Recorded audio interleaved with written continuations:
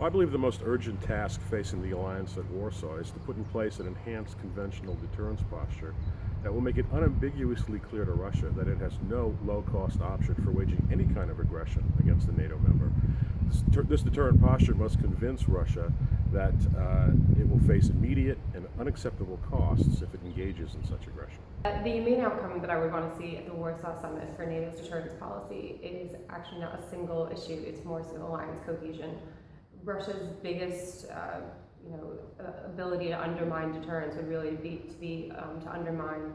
the alliance itself, and the alliance's credibility does depend on a shared understanding of what deterrence against Russia requires,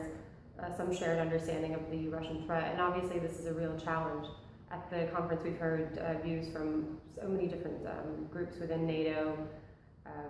Estonians, Poles, Americans, Brits, French.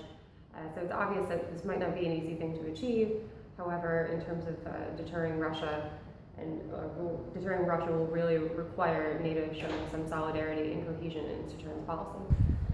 So I guess my hope and expectation would be that NATO is able to clearly communicate their resolve and sort of unity in the area of deterrence and defense, and that means clearly communicating their commitment to defend the security and the sovereignty of all the allied countries with all the means and capabilities available to NATO, which then evidently also includes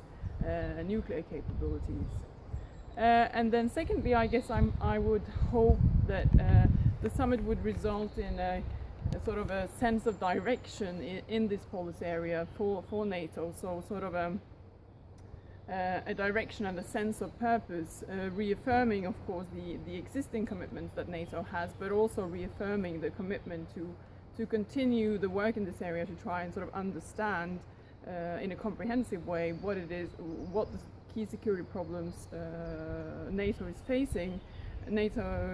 as an alliance, and then to continue the work to formulate effective responses in deterrence and defense area in order to address those challenges. And I think that it should also indicate or imply then a willingness on part of NATO to engage in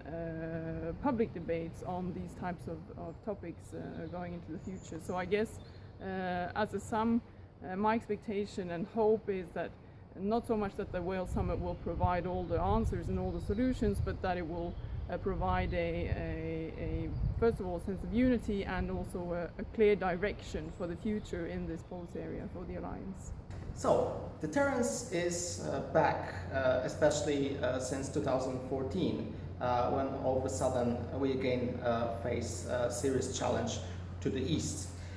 So NATO spent quite a lot of time thinking about deterrence. In Warsaw, it's time to put this thinking